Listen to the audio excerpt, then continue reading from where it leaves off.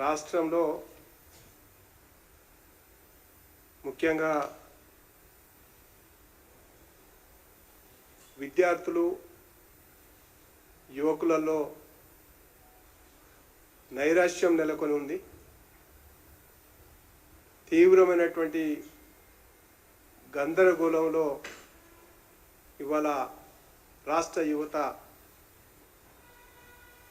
మునిగి తేలుతా ఉంది.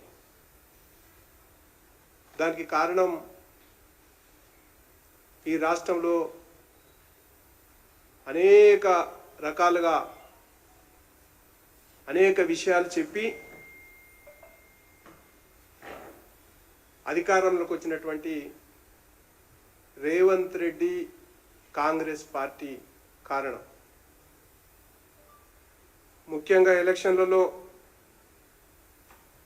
రాహుల్ గాంధీ, ప్రియాంక గాంధీ వరుసపెట్టి నిరుద్యోగులు ఎక్కడ ఉంటే అక్కడ కలిసి వాళ్ళ దగ్గర కాళ్ళ మీద కూర్చొని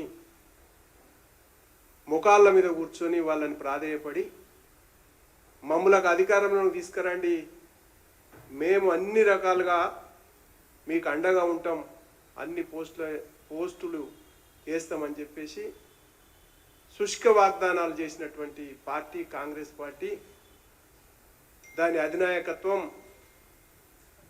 రాహుల్ గాంధీ, ప్రియాంక గాంధీ, మన ముఖ్యమంత్రి రేవంత్ రెడ్డి. ఇప్పటి వరకు వాళ్ళు కాంగ్రెస్ పార్టీలో నేను మేనిఫెస్టో కూడా మీకు తీసుకొచ్చాను. కాంగ్రెస్ పార్టీ మేనిఫెస్టో యువతకి ఇచ్చినటువంటి వాగ్దానాలు ఏంటివి అనేటువంటి విషయం కూడా స్పష్టంగా మీడియా ద్వారా వాళ్ళకి చెప్పాలనిపిస్తుంది. దాంట్లో చాలా విషయాలు కూడా మేనిఫెస్టోలో పెట్టినటువంటి విషయాలు, యూత్ డిక్లరేషన్కి సంబంధించినటువంటి విషయాలు ఇవాళ మీకు చెప్తా ఉన్నాం. ముఖ్యంగా సరూర్ నగర్లో యూత్ డిక్లరేషన్ పేరు మీద సభని పెట్టినటువంటిది కాంగ్రెస్ పార్టీ. రేవంత్ రెడ్డి పిసిసి అధ్యక్షుడిగా ఉండి దానికి ప్రియాంక గాంధీ, సోకాల్డ్ కాంగ్రెస్ లీడర్, ఏ పదవి లేని అజమాయిషి వహించేటువంటి ఒక కుటుంబానికి సంబంధించినటువంటి వ్యక్తి, కాంగ్రెస్ పార్టీకి దిక్కు అనుకుని ఆలోచన చేసేటువంటి వ్యక్తి పెట్టినటువంటి యూత్ డిక్లరేషన్. దాని తర్వాత రాహుల్ గాంధీ, ప్రియాంక గాంధీ చిక్కడపల్లి లైబ్రరీ, అశోక్ నగర్ పక్కకున్నటువంటి నిరుద్యోగులు ఎక్కడైతే నివసిస్తారో, ఎక్కడైతే ఎగ్జామ్స్ ప్రిపేర్ అవుతారో వాళ్ళందరూ ఎక్కడుంటే అక్కడికి పోయేసి చిక్కడపల్లి లైబ్రరీలో కూడా వీళ్ళు ముగ్గురు రేవంత్ రెడ్డి, రాహుల్ గాంధీ, ప్రియాంక గాంధీ మాట్లాడే సందర్భం. ఇవన్నిట్లలో వాళ్ళు ఇచ్చినటువంటి వాగ్దానాలు ఏంటంటే 100 రోజుల్లోనే అన్ని రకాల నోటిఫికేషన్లు వేసి 2 లక్షల ఉద్యోగాలకు ఖాళీగా ఉన్నటువంటి పోస్టులన్నిటినీ నింపేటువంటి ప్రయత్నం చేస్తాం అనేటువంటిది మొదటి వాగ్దానం.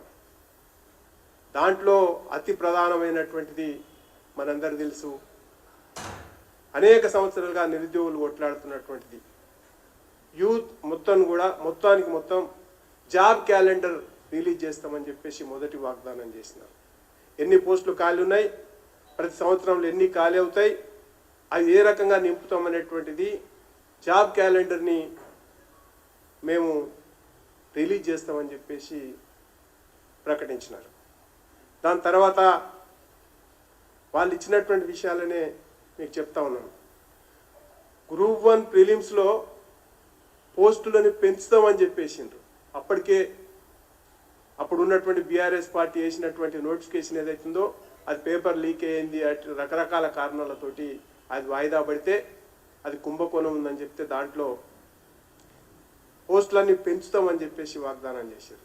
కానీ దాంట్లో వాళ్ళు పెంచింది రీనోటిఫికేషన్ వేస్తే నేను అనుకుంటా 60 మాత్రమే పెంచి దాన్ని సర్దేసేటువంటి ప్రయత్నం చేసి డబుల్ చేస్తామన్నారు, కానీ 60 పెంచేసి దాన్ని సర్దేసేటువంటి ప్రయత్నం చేసినారు.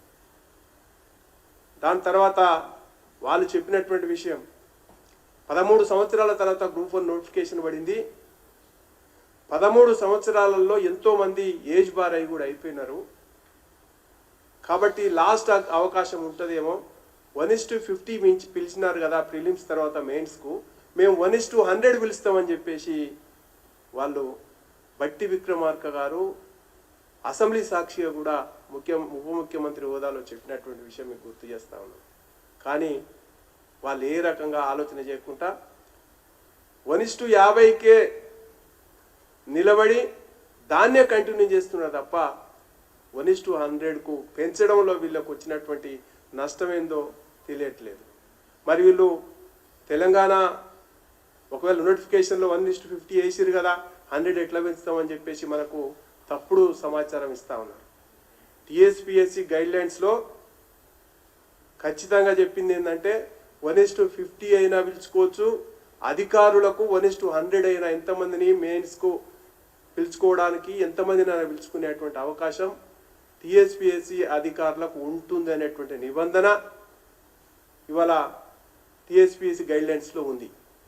కానీ వాళ్ళు చదువుతలేరా ఏంది, యువతని ఎందుకు మోసం చేస్తున్నారని చెప్పేసి ఇవాళ భారతీయ జనతా పార్టీ ప్రశ్నిస్తూ ఉంది. తర్వాత గ్రూప్ 2 నోటిఫికేషన్లో